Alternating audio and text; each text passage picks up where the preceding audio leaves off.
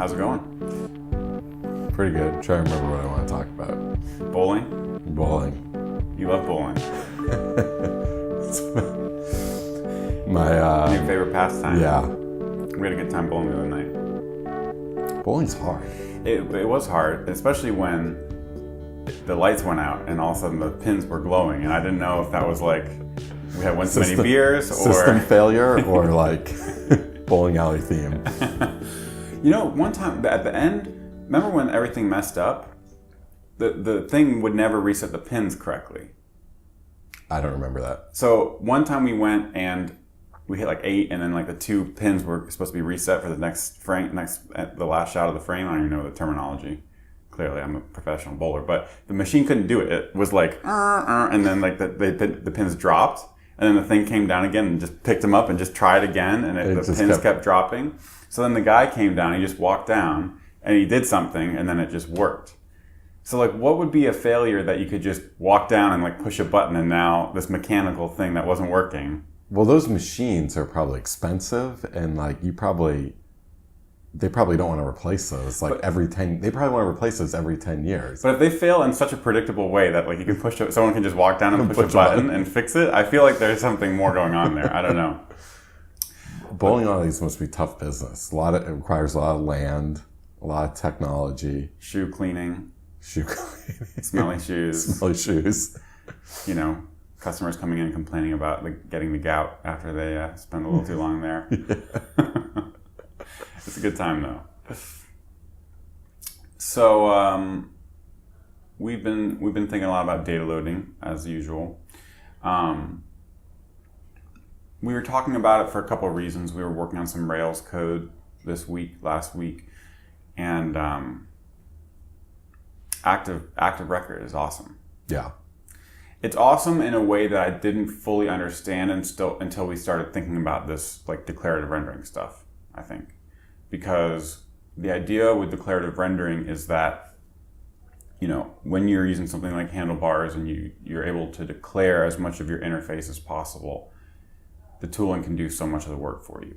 And it makes your code more resilient to change because your code more closely resembles what your interface is trying to actually be. And so if you say something like, when I click on this button, open up a modal, and if that's, I mean, you could just say that, and that's part of your program, that's part of your software, that's something that someone on your team could understand who's not a coder.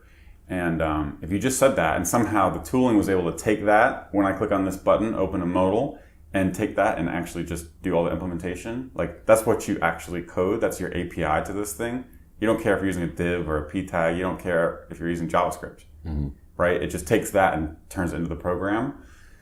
There's something really powerful about that because that implementation can just change so much, but that thing is still going to be true. That's still an accurate description of your software. It's interesting. I care less about the non-coder understanding it. I care way more about being able to refactor it easily. Yeah. So the underlying implementation can being able to change. Yeah. Right. But that's the reason why is because the details of the coder now does abstract away those implementation details. So, in my opinion, like if you're thinking about if you're trying to say, how can I make this code as declarative as possible?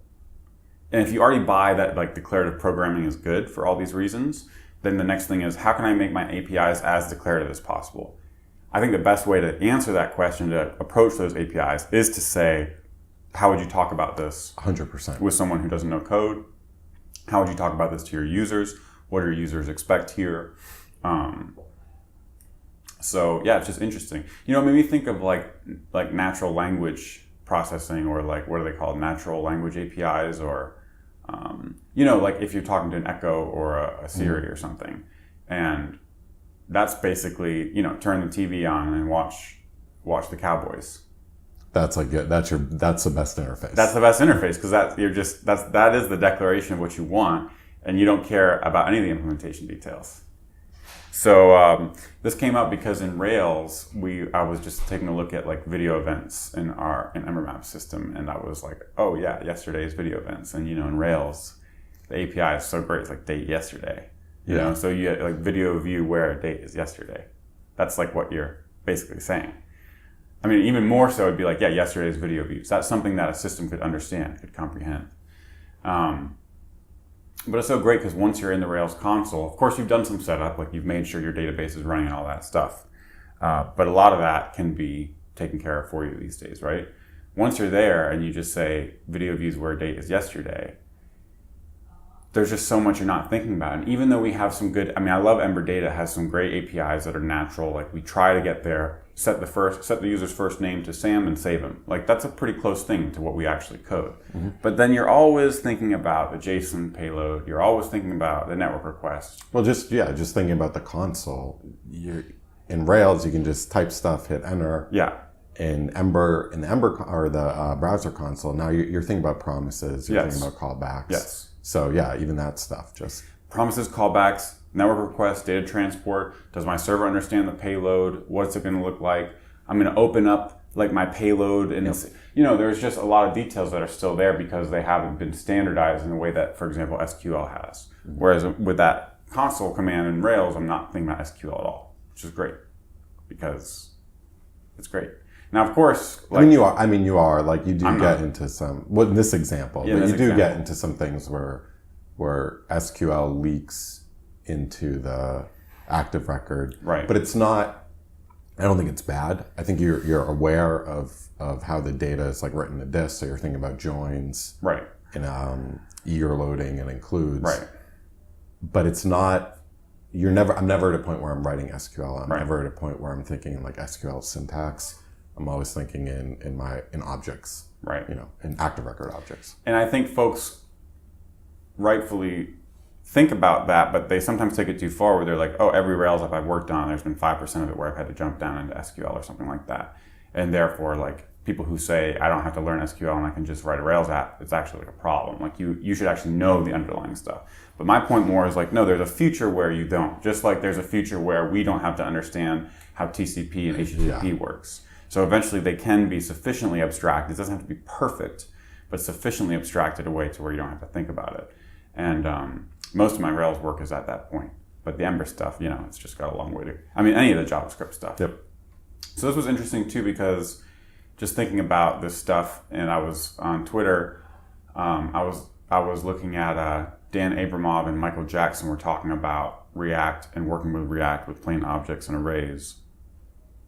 And they were saying that's still one of their favorite features of React is being able to render something without wrapping it in like KVO, observable, anything like that. And then they were saying like a lot of people when they come from other tools, whether it's like a backend framework like Rails or something like Ember that has models, they're like, so what do we use for models in our React apps? And they're like, well, you have like objects and arrays in JavaScript. And I remember hearing this kind of when React first came out. And it was like, again, a big selling point because it was kind of a pushback against the complexity of larger frameworks and saying, let's just start simple with a render function that can just take JavaScript objects and arrays, right? But I was surprised to see them say that, like, this was just like a day or two ago. And I was surprised because like these days, if you ask people what their stack is, at least, again, I'm not a React developer, but I follow enough that I think I can kind of understand where things are, where trends are. And you know, today you would say I'm using React, but I'm also using Apollo, or I'm using Redux, or something like that. Right. Because eventually, and kind of the way I thought about it is like, yeah, objects and arrays are not enough. Like, they're enough, of course, they can always be, like, your data structures at the bottom can be objects and arrays, but to say we're just using objects and arrays, but then you have something like a cache, it's like, okay, the cache holds objects and arrays instead of model instances. But like the cache still has its own API. So you're thinking about, basically when it comes to your data store, you've gone beyond objects and arrays. Right. Eventually you're going to run into a UI problem that you need something more than objects and arrays. Right. Even though whatever you need is going to be implemented as objects and arrays. So you're going to need some API. You know, I like the example of like the user has their first name listed at the top of the screen and then they change their first name in a form. You want it to update everywhere it's used. Right. And you can use lowest common ancestor and hoist that to the top. But if you are doing something like current user, which is used basically everywhere, it ends up being hoisted at the very top. And then also you want something like a cache that can work when you tear down a component and come back. So those problems naturally come up in all these apps, which is why solutions like Redux and Apollo exist. But yeah, I guess maybe it's also this idea that like, I think the way my mind works is like, if I'm going to hit those problems, I want something now that is just going to work when I get there, instead of like starting with just my own approach. And then when I get there, like adding something new, and now I have like multiple ways of doing data. My mind, I think, works like, yeah, I know I'm going to need current user. I know I'm going to want to like pre-fetch data for a page and load it fast. So I know I'm going to want an identity map.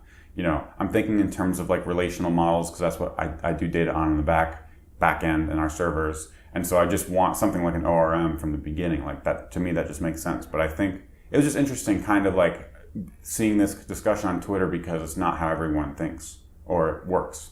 I haven't followed this, but if I was to argue why you would want objects and arrays, I think I would start with the argument that like, yeah, of course you want models. The problem is if you get into a bad abstraction with models, your life is going to be miserable. Right. And so it's better to have the clunky object and array solution over you just bad fetch. abstraction. You just do a fetch to some endpoint and you render some data.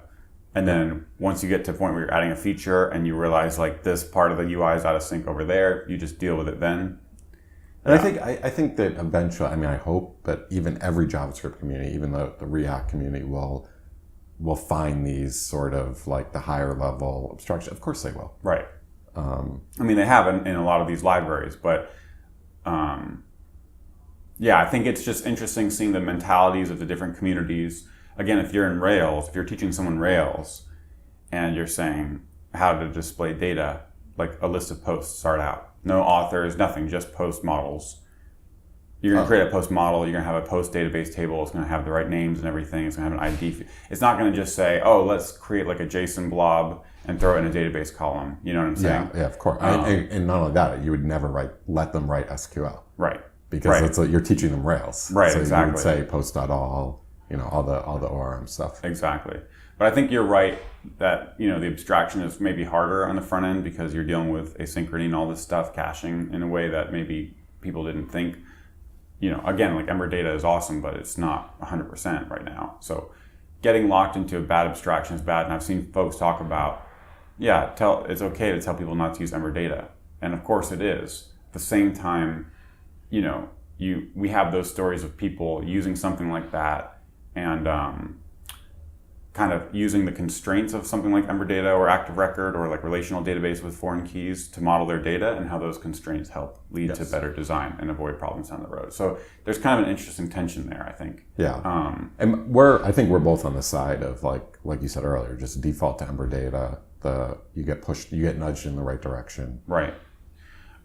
So kind of bringing this back to the data fetching stuff, I think it's just interesting because, like a lot of this, again, with the rendering stuff, like it's pretty interesting how the right abstraction can really completely eliminate whole classes of APIs, whole classes of imperative code that we don't have to worry about anymore, just from an abstraction. It's kind of interesting because it's not like, when we say improvements in technology, a lot of times it's just how we think about things and how we call things.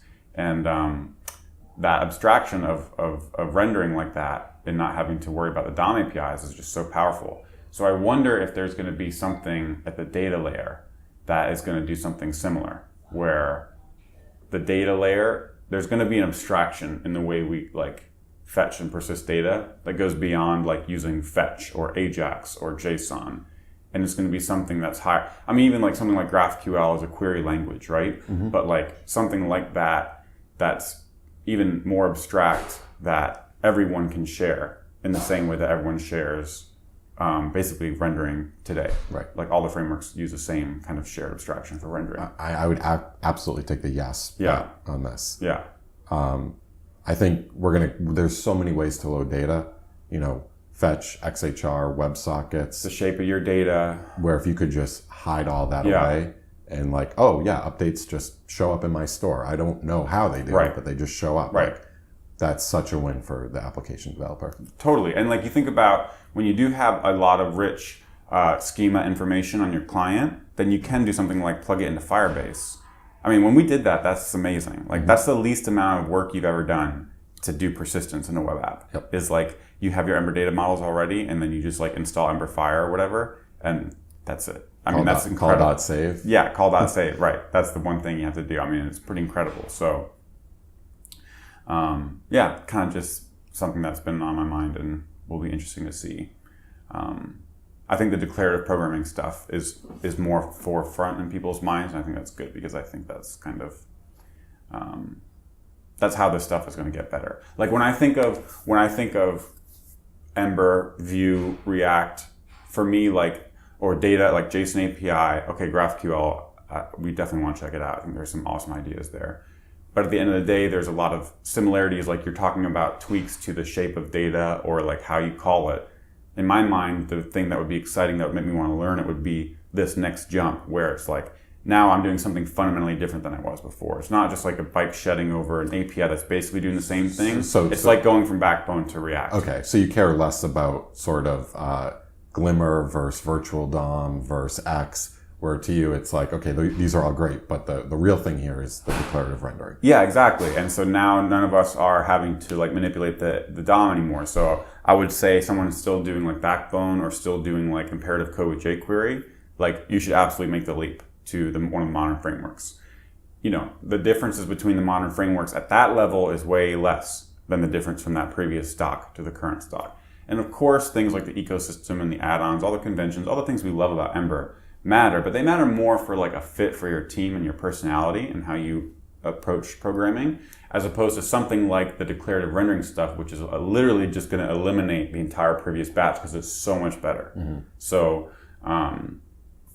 yeah, again, I think something like that for data fetching and data persistence will come about that will basically completely replace the previous way of doing things. That's going to be pretty awesome. Pretty exciting. Yeah, I really believe that though, because again, just once you do this stuff and you see the same stuff over and over again, like declarative rendering is not the same stuff as a new API for like, it's not like the difference between inner HTML and .html. So like, you know, the DOM has like element.innerHTML and jQuery has like selector.html, right? Like .html is nice. Like jQuery has a lot of nice APIs. .class when you pass it in, as opposed to like class name equals whatever the DOM API is. And then have to deal with the browsers. Exactly. But like those things are different at a much more superficial level than the declarative rendering stuff. Right. The declarative, you're talking about the difference between APIs and the difference between like mental models of programming. Yes. Yeah. So I really think as more people internalize these lessons that we're getting from declarative programming and how much they let us offload to tools, that's naturally going to fall into like the data side. And there's other things I think it'll fall into too, like, you know, there's rendering. I mean, yeah, there's just other aspects of the program, like the UI component stuff, like how we describe UI components or how we describe like our app at different sizes, and like the mapping from like a sketch file to like a program. Like I think there's a lot of stuff there too that's just going to become higher and higher level. But I think the data fetching stuff is like needs to be the next one so that we can just stop wrangling with JSON APIs, custom stuff. I mean, it's ridiculous. Yeah. Yeah. Data fetching would be awesome. I really like how you phrase it, like the rendering, the revolution in rendering is going to like leak everywhere. Right. And it's going to cause people to think about this stuff when they're working on backends. I hope so. That's super exciting. So while we're on the topic of APIs, last week I had opened, in our admin area, I had opened a page and I was editing the page, and we have like this wizard style form where you can like click between different routes and edit different parts of like a model graph. And I had been doing this, and then I like shut my laptop. I think in the morning you came on, opened it up, and you tweaked my edits. I think you like uploaded a new video and had done some like improvements. And then I think that afternoon I opened my laptop, continued to click around, click save. And I think later that day I had asked you to redo the edits that you had made and re-upload the files that you had done. And what happened here was that I had not reloaded the page from the previous night. So my identity map did not get your changes that you had made that morning. So when when I'd click save in the afternoon, I had overwritten all of your data. The last one wins. The last one wins. And it made me think like, wow, like we don't, like this is something that you have to account for. Yeah, you have to allot time and energy and resources for it. When you're making a server rendered app, every time you click a section of the page, you're always getting the latest form data because that form data is rendering from the server at that point in time. Right.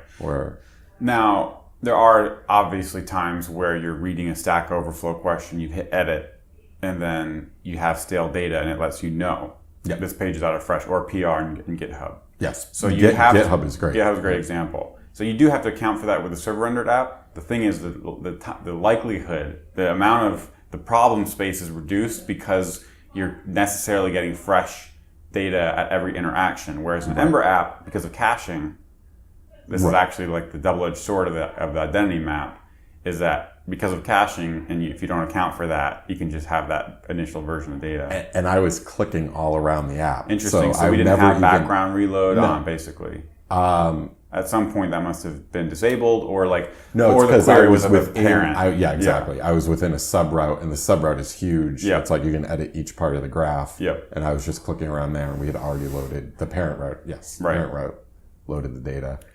So, it was just like, wow, this is something that, obviously I need to think about it. I was like, man, is there like a better way than the default way of just always some working default off abstractions that they know that can work better? I mean, it makes me think of like error and loading states too. It's the same thing where if you just, by default, there's not going to be anything to handle them. I was wondering if is there just some component that I can put at the bottom of the page that's like, if you've had this open for 24 hours, it just tells you like, hey, you've had this open for 24 hours. Or just automatically reload the models in the store. Yeah. You just do like model.reload or something like that. Yep. Exactly. Yep. I mean, really, I think, what do we always come back to? The polling stuff, the log entry, event sort. That's different than event sourcing, where the client says, I'm on entry 105, and the server says you're up to date, or here's 106 to 110. Yeah, I mean it's different, but it all comes. You're in an event sourcing app. You're going to be thinking about this stuff, so I would say it's part of the larger event sourcing problem. It falls within that sphere. Gotcha. So that to me, I mean, that's where my brain goes, just based on our past conversations. Like, I feel like that's a lot of code. But that's the thing where it's like it's a lot of code, but I really believe that there is an abstraction that gives you like the object-oriented interface on top, the stateful objects, and like under the hood uses event sourcing. And like that helps you when it comes time to do like undo and redo or revisions, like you already have all the data. History. And then also with this problem of stale clients, because it's just a log. And we know if you have logs, like how to update clients. It's very simple. You just say, I'm on this entry. Well, you just know too that I'm stale. You just know, right, exactly. How would you know that otherwise? I asked for the next entry and it says there's no next entry and I know I'm up to date. Exactly. So I really feel like, you could do something simple where the Rails app could tell you like last updated of any record in the database, basically. You could keep, that's like as a poor man's log. Yeah. And then like the client can say how much, if there's any relevant data. You could do something like on a per model level. So if you're like on a page and you have like 5 models being shown, then what those models, are they up to date? Are they stale? Like there's some abstractions that you could do there. But I agree, like it's important to get that at a level where every single application developer doesn't have to think about it. Yeah. Yeah. It was embarrassing. I mean, it's embarrassing that our app does that. Yeah. And the thing is also, like, let's say you're editing a form and someone else makes a change. Like, what do you do in that case? So it's actually not always like a simple just update the client. Right. The way it is in like MySQL, where it's like you want the data to just represent the master, so you just update it. But sometimes in UI, there's a decision point to make. Yep. But I do think there could still be a default that says, just update the latest. I mean, I like starting with like the updated at. Yeah. The event sourcing thing is really appealing to me, but that's also like, that's an architecture change. That's not just an Ember install thing. Mm-hmm. So I like something that, you can say what models matter on this page, and you check they're updated at, and you can fire an action when they change. And then me as a developer, I can think about this. Right. Yeah, that would be cool. Cool. Love to hear what other people are doing. Yeah, because I feel like this is something that affects every Ember app, and having an action that's pretty neat, like model did change or something like that, and then you get to decide whether to roll it up or not. This is also part of like when you edit a form and you're just editing the single model in the identity map, you get stuck in certain UI places where you want to do like pessimistic or optimistic UI. Right. So if you want to do pessimistic UI, you have to do a draft model. You have to just make up your own thing. So if Ember Data had that notion built into it, which I think people are thinking about this, then you could do something like model did change and like model dot flush all pending changes, like or model dot like whatever. You have two notions of two concepts of the model, like the canonical store one, server one, and then you have like a local one. Right. You can do this with things like buffered proxy and change set. Where it sort of breaks down is on the relationship side, because you're never really just thinking in terms of a model, you're thinking in terms of a graph. Right. And yeah. Right. So you want like a fork store. Like you want like a fork store and like you. By the way, we should have a stopwatch, and every time we start talking about Ember Data, we should see how long it takes one of us to bring up store forking. It's like how every philosophical or like political discussion ends in someone talking about Hitler. It's like It's like the same thing. Like, Hitler, store forking. I think they're a little, If the word data comes out of our mouth, it's like, once you get to store forking, you can just listen to every episode of the EmberMap Podcast and just take a shot every time you hear store forking. Yeah, there It'd you be go. a great Friday night activity. I think we only have like 20, 30 hours of podcasting, so, like a good way to make new friends, I think.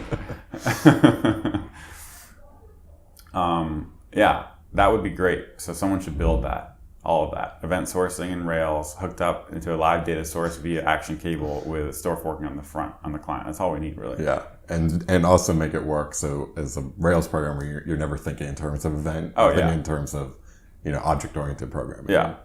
I think you can get there. Also, we've talked about this before. The only way mutations happen in a Rails server are from network requests. So, wow. So they're changing the keg. Nice. So they heard us talking about store forking and they brought the keg up. So if the only way mutations happen is from a network request, you could just like save all of those. And that's basically your log right there. Yeah. The data is like, that is a log, but then your database is like a materialized view of the log of all network requests. Yeah. So you could effectively share those network requests with every client, and if they knew how to update the data, but that seems like a lot of work. Really, you just need like snapshots of the records over time. Anyway, someone else is going to build this one day. I know they are. I know you can get it to the point where you can do what we do in Rails, but under the hood it uses event source. You don't have to think about it. There are some Ruby libraries that are giving you access. They have a log table. Yeah. And they give you models that get recreated from the log table. I think you as a programmer still have to think in terms of, I'm writing an event-sourced application. Mm-hmm. And so there are trade-offs you have to make. Like, what if my log table is 10 million rows and I'm scanning all that for, like, I'm recreating a model by scanning the entire table. Right. That actually matters. Yeah. It'd be nice if it didn't matter. Right. If it didn't matter, then... if it did, if it didn't matter at all. And there are some log storage database systems that do kind of like, they do roll up all of a model's changes and they snapshot that model. So I think Kafka does this. I know Kafka does this. But it's still... So it gives you something to query as a current state. Yeah, you can have like basically like an index and the latest index. So you would have like model name and ID, and the latest state would be there. But you could also go back and get the history. Right. I still think... It's just too much. The implementation is going to come out in a lot of ways. Yeah. And I like it. I like this form of thinking, but I also like the productivity that default Rails gives me out of the box. Right. So I have no interest in switching over to these systems. Right. Even though conceptually they appeal to you as absolutely. like more correct in certain ways. Yeah. Of ways to just store mutations over time. Yep. I think yeah. So absolutely, you can make like the theoretical snap your fingers correctness argument, but then I think there's going to be other stuff I run into, like maybe there's some Rails gems that kind of like ship with a bunch of models, and they're not aware of this log system. So I do want, I don't want a framework fight. Right. And I think some of this stuff is still framework fighting a little too much. It would be cool if you could do that at like the active record level. If active record could be implemented using logs under the hood. Yep. Because then that's already the contract in the Rails ecosystem. And there are a few libraries that's what they do. I see. But again, I think you still end up, as a programmer, it's not, that you're working on an event-driven application. Right. Log-based application. So, right. Yeah. A man can dream. Yeah. So just like store forking, we can talk about FastBoot. Okay. Actually, this isn't about FastBoot. This is more like higher level thing. So the way you get FastBoot into your Ember application is you Ember install Ember CLI FastBoot, and that just makes it so you run Ember S, and in development, FastBoot just works. It's amazing. That brings in Ember CLI FastBoot has like the Ember CLI integration. It also brings in all the FastBoot libraries. So that's like, you're installing FastBoot in your app. That's your entry point. There's a lot of different FastBoot libraries that kind of get rolled up into that Ember CLI FastBoot add-on. And one of them is the actual FastBoot code itself, the actual thing that renders your app on a server rendering of your application. And that's the thing that runs your Ember application on the server. Right. And that's called like Ember FastBoot or FastBoot. I forget the name of that NPM package. I needed to make a change to that. So I had a bug that I was working through, and it lived in that library. So what I did is I made a change, opened a PR. But before that PR got merged, I wanted to use that in my Ember app. So I wanted to use like Ember FastBoot or FastBoot, but how do I get that installed in my Ember app? Because I don't install that add-on directly. I can't just open package.json and point it at a GitHub repo. So I was thinking, like, do I fork Ember CLI FastBoot, have Ember CLI FastBoot change the dependency of FastBoot in Ember CLI FastBoot, and then install that forked version into my app? And this was like, figured I'd ask you because you have a lot more add-on experience. Yeah. But like, how do you do this? This seems like a common thing in Ember with like add-ons that transitive dependencies. Yeah, that ship with other add-ons, especially for like these big package stuff. Yeah, I would have to sit down and play around, but isn't there a thing called resolutions in package.json? Did you try that? I think there's a keyword in resolutions that NPM respects that says any dependency that NPM's gonna get once it crawls the graph. It has an algorithm for figuring out which version based on the versions in your package.json, and then those packages, and those packages, as we know, way down the line to the black hole of the universe. The 15 gigabyte node modules file. So its resolution is figuring out the versions of all that, but I'm pretty sure resolution serves as a top level override that says, okay, Lodash, I need it to be 1.1.5 for this branch name. Oh. And I think what will happen is you're going to do that, and then, so let's say you have like FastBoot, and it's like Ryan/my FastBoot branch. What's going to happen, I think, is once it goes through Ember CLI FastBoot, looks at its dependencies, it's going to say, oh, Ember CLI FastBoot depends on FastBoot package from version 1 to 2. And it's like, your thing is not version 1 to 2. So it might say there's a conflict because what you've specified as your resolution doesn't work with a transitive dependency of one of your other dependencies. But you might be able to say, that's okay. Like, there might be a way to say, like, just use that. Or it might just use that and warn you. So I'm pretty sure that's what resolutions is. Okay, that's perfect. That's exactly what I wanted. And I think it would apply not only, I know I've used it for top level, but I think it also applies to, like, child dependencies. Perfect. Perfect. I think. Okay. I will try this at some point. And also, back. Doesn't node modules let you have multiple versions of things? Wasn't that part of the whole recursive design? Yeah. Yes. So I wonder if the resolutions only applies to the top level dependency, and then a child would have its own, and node would be happy, NPM would be happy because it lets you do it. But it seems like in a world of these bigger node packages, You are have going to to be have a packaging way. up other smaller things. It's really nice how FastBoot is packaged, Right. where you have this big thing and then you have all the little things in their own repos. I mean, you could imagine doing the same thing for Ember CLI, right? Where it's just like Ember CLI and they all point to like all those things. Yep. But I think they've said the reason they don't do that maybe is because of this problem. Maybe it's just like because it's easier to just change it if it's in your top level thing. Anyways, I would say It's almost like you want a FastBoot eject, where like if you're using a package that packages other things, you can eject it and get access yeah, but to then it. you're responsible for Right. So then going forward, I'm can't going to uneject. do this for years. So you don't want that. Sucks, yeah. I think there's a way to do what you're trying to do. And I Okay. think it might have to do with resolution. So Well, yeah, that's you where I should- can start. That's You where I should can report start. back for sure. Nice. You were doing FastBoot because we've started serving EmberMap.com to clients. Yeah. Yep. Which is super exciting. Super exciting. So until now, we've only had our FastBoot code served to bots because the reason we originally got it is because we wanted Twitter cards and Slack cards to render when people would share EmberMap links. Yep.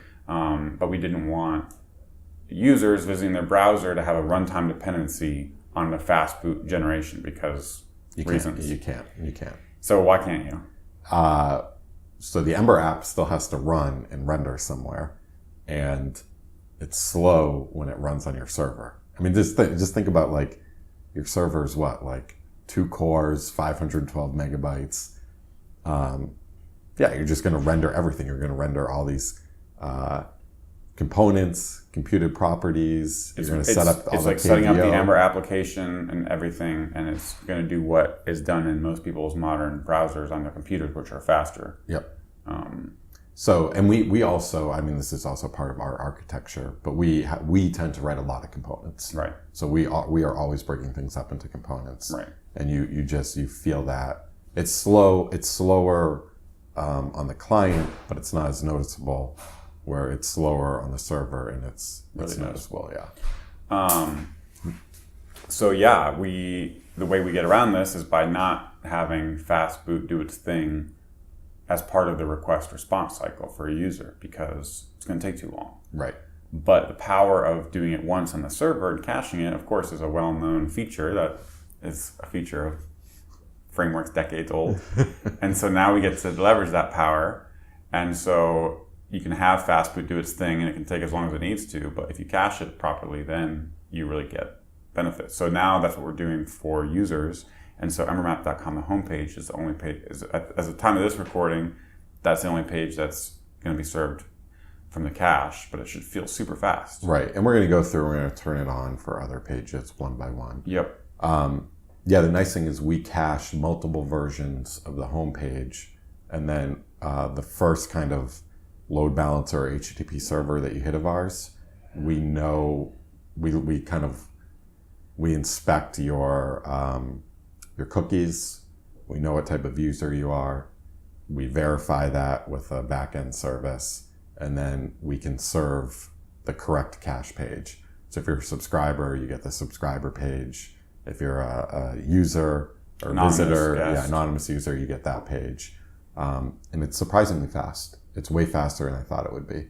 And it turns out this is also like a common programming model of backend services. Yeah. But we didn't. It's pretty cool because our code also runs in the client. yeah, I mean, using the same Ember app to do it is pretty amazing. I think, this stuff is like, there's a lot you have to understand Right. with this, like the FastBoot side and the caching side. Right. But I can definitely see a path forward where you are writing a UI and you're not thinking about where this thing is rendering. Right. You're just thinking about the states that this thing can render in. Right. So I am rendering for a subscriber. Right. I might not know who that subscriber Right. is, but I know that I'm rendering for a subscriber. Therefore, I can cache that, serve that page to all subscribers. But me as a developer, I'm writing my template as if it's for a subscriber. Right. And I don't care about. That's super awesome. Super powerful. Because even in like when I was doing like server rendered HTML, you're like, okay, I'm generating a bunch of HTML, then I'm going to like open a JS file and do all this stuff in JavaScript. I know that's going to run on the client. Mm-hmm. And this is kind of like that dream of just, here's how my site works. FastBoot, Ember, figure out where you're running. And That's that awesome. stuff, yeah.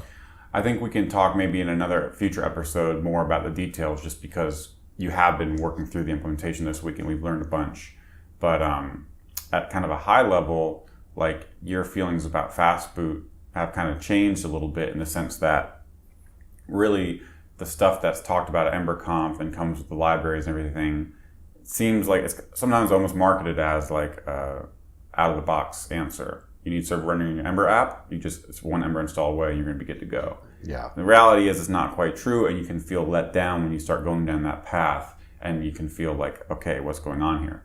But really, it is part of the story. It's just that it's really, instead of the whole story, it's really half the story, and the other half is this caching aspect. Once you have the server rendered HTML, how do you serve it? Right. And it's tough. It's really tough to think of like an application server that you can't use at runtime. Right. Because like for the last, 30 years with HTTP, that's how we've thought of HTTP. I have a application server that I can count on at runtime. Right. And so it's different with FastBoot, but I think it's not fast enough. At the end of the day, it's not fast enough. It's not fast enough. It memory leaks, and you as an application developer can go through and do all these things to clean up those memory leaks, but all it takes is one Ember add-on to violate one of these things, and they're really hard. They're like hard to know that you're memory leaking. And you're also developing and testing in a client environment. That's so true. There's no way to run tests against FastBoot. You have you have to write something, and it's not super hard to write. I think Storefront uses add-on docs, and we test Storefront against server rendered add-on docs. So you can write it, but it's not the Ember testing story of like await visit, await click, which is just so unbelievably beautiful. Right. We'll get there eventually. Yeah. I mean, what we need is Mirage to work in this FastBoot environment. Mirage. Yep. Yeah, I think that's one of the first steps, getting Mirage working. Yep. So, but that's cool to hear it working, and we had some discussion on our Slack and the community Slack about how folks are doing caching. It seems like this is kind of the same conclusion that a lot of people are coming to, is like you have to nail the caching stuff. Of course, caching is difficult, so you have to think about how to like bust the cache and what depends on what. But that's why thinking about EmberMap, it's nice that you can put users into these buckets: subscribers, anonymous people, and if you can render on initial render the template using just information from those buckets, and if you need something like a current user, you can just do that not in the initial render, and that way the cached page can be most of the page, and you'll get a huge benefit from that. Yeah. I think if you're writing accounting software where the main screen is like someone's bank account with all their transactions, FastBoot, that's something you're not going to render in FastBoot because it's going to be hard to cache that. Right. Your hit to miss ratio is going to be off because it's basically everything's going to be a miss. Right. So why go through the effort? Yeah. I think you would do like some app shell thing where you render the app with like a skeleton screen in FastBoot, cache that, and then load in the user details once it hits a client. But at that point, the shell part of your app is static. It doesn't depend on the database. Whereas with the caching stuff that we're talking about, the cached pages depend on your database, which is why it makes sense to have a server generate the HTML. If you have a static part of your site if most of it's specific to a single user and then the 10% is just static, like it could live in Ember templates and not require any data, then the FastBoot stuff, I mean, there's other ways you could generate those with Prember at build time. Yes. Yep. Because those are not based on data. So the nice thing with the FastBoot thing, especially if it can be abstracted away and simplified, is that you can use the database to generate cached pages. So like Prember wouldn't work for us. I mean, okay, you could do it, but we don't want to do something like Prember because we'd have to redeploy every time something changes. Exactly. So now you can go in and change the title of a talk that's on the homepage of EmberMap and bust the cache and have a quick regeneration. And that's going to be easier and faster. Also, like if you're making lots of changes, then recrawling the entire site and rebuilding all the static files as that initial rendered page. Yep. But the Prember approach is nice for, there's lots of things it's nice for. Yeah, right. The static content, yes. Yeah, exactly. Yeah, absolutely. So it's not. I think that's good to have those three options.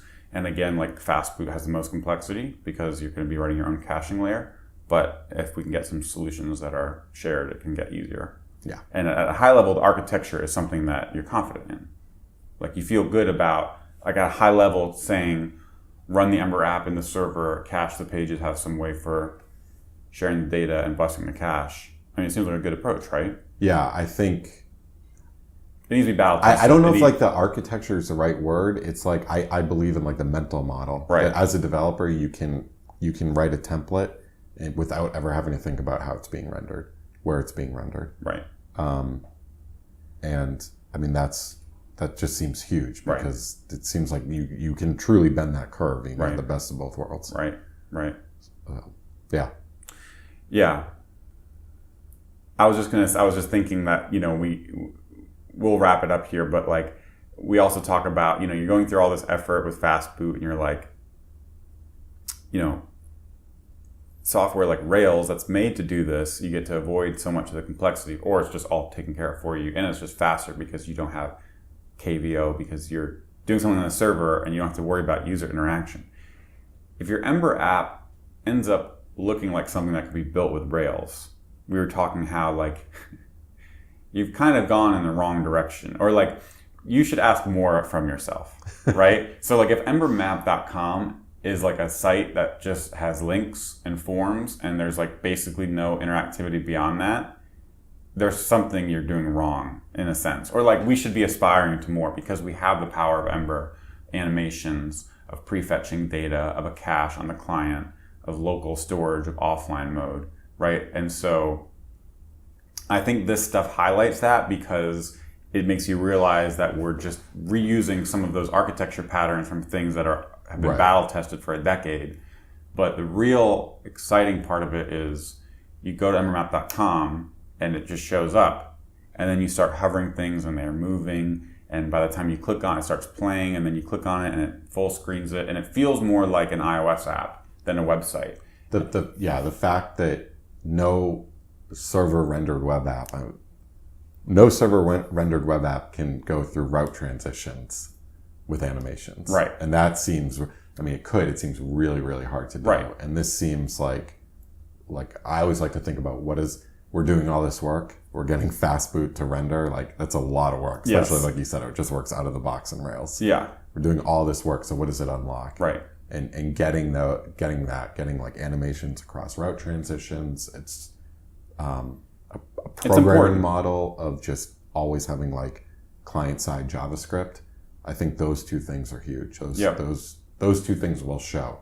Now we have a lot of work to get to do this, but that's where this is coming from. Absolutely.